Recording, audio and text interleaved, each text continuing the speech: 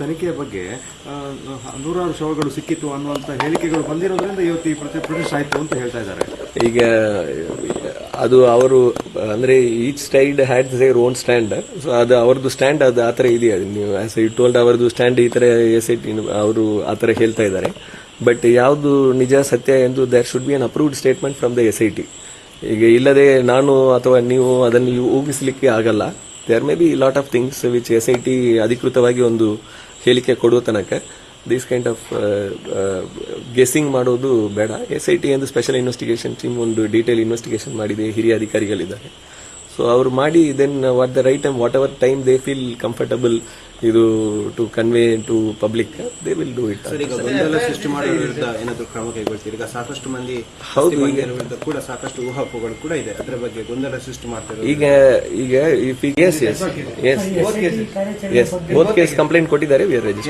SIT ಕಾರ್ಯಾಚರಣೆ ಬಗ್ಗೆ YouTube ಅಲ್ಲಿ ಬರುವ ತಪ್ಪು ಮಾಹಿತಿ, ಅದರ ಬಗ್ಗೆ ನೀವು ಆಕ್ಷನ್ ತಗೋತಿದ್ರೆ SIT ಅವರೇ ಮಾಡಬೇಕಾಗ್ತದೆ.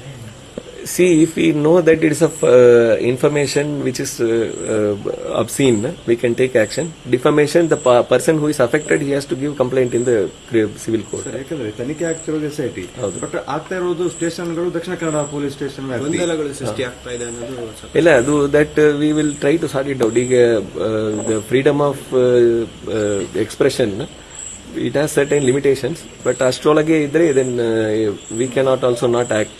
But that limitations ಅನ್ನು ಕ್ರಾಸ್ ಮಾಡಿ as the limitations of freedom of speech and expression ತಾವು ನೋಡಬಹುದು ಸಂವಿಧಾನದಲ್ಲಿ ಏನಿದೆ ಅದರಲ್ಲಿ ಇದೆ. ವಾಟ್ ಎವರ್ ಒಂದೊಂದು ಕೃತ್ಯಕ್ಕೆ ಇನ್ಸೈಟ್ ಮಾಡಬಾರದು, ಇನ್ನೊಬ್ಬರಿಗೆ ಪಬ್ಲಿಕ್ ಆಗಿ ಅಬ್ಸೀನ್ ಆಗಿ ಮಾತಾಡಬಾರದು, ಡಿಫೈಮ್ ಮಾಡಬಾರದು.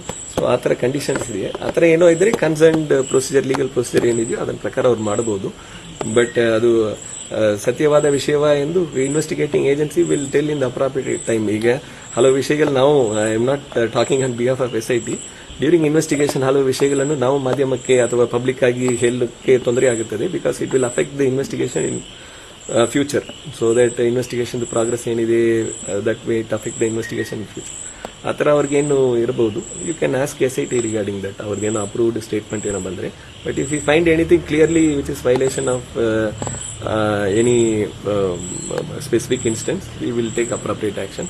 Just I want to assure, ಇವತ್ತಿನ ದಿವಸ ತಾವೆಲ್ಲ ಬಂದಿದ್ರಿ, I just wanted to tell, ಇಲ್ಲಿ ಯಾರಿಗೂ ಗ್ರೀವಿಯಸ್ ಇಂಜುರಿ ಆಗಲಿಲ್ಲ.